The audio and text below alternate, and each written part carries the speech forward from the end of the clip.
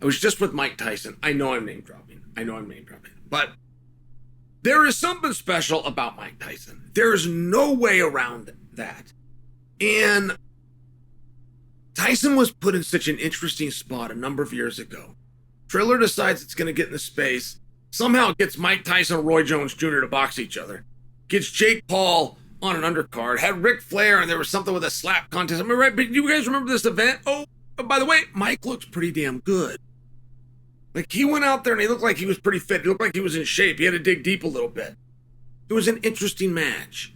And it looked like it was going to be the return of Mike Tyson. And there was some numbers getting thrown around. Like, somebody said that they would pay $20 million for Mike Tyson to box Evander Holyfield. Now, Vitor Belfort came in.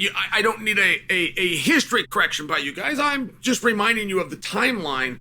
Like, it was a pretty exciting thing. And out of nowhere, or at least it appeared, as quick as Mike came back, Mike left. And he never really said goodbye. I think, this is my personal guess, I would love to ask Mike this, and if I had a private moment with him, I will ask him sometime. I'll get back to you guys.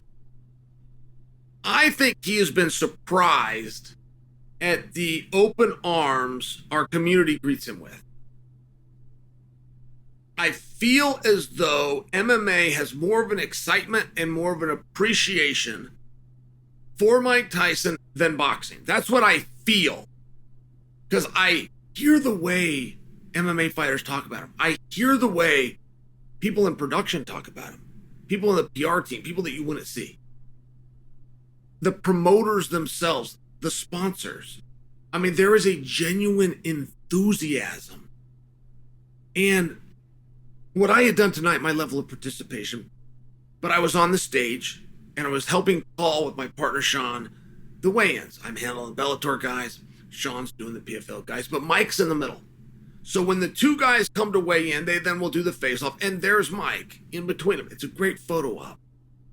But there's a look in Mike Tyson's eye of being a genuine fan, of having an actual appreciation. Did you guys follow Mike Tyson when he did his stint in WWE opposite Stone Cold Steve Austin? Did you see that? Because if you did, Mike stole the show every time he was on camera, and he stole it for one reason, which is you could genuinely see that little boy that was having a good time coming through the scariest man in combat's eyes. You could see it.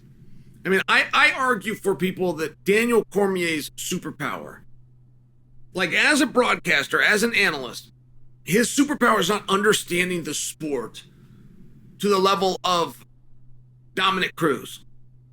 But there's a playfulness and there's a glee.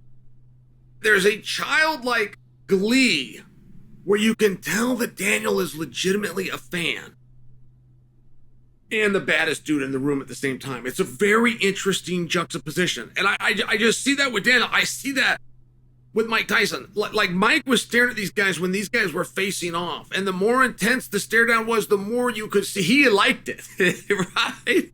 Like there was something very cool about it.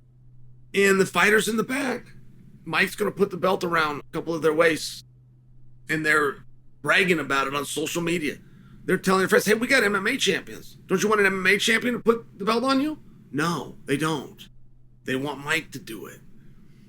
And I don't know that the boxing community has that same open arms. I don't know that they want Mike for these stare downs. I don't know that they're making videos and talking about him and showing the appreciation. I could have that wrong, but I watch a lot of boxing and I don't see it. I feel as though our community has really welcomed Mike in a way that I think has surprised him.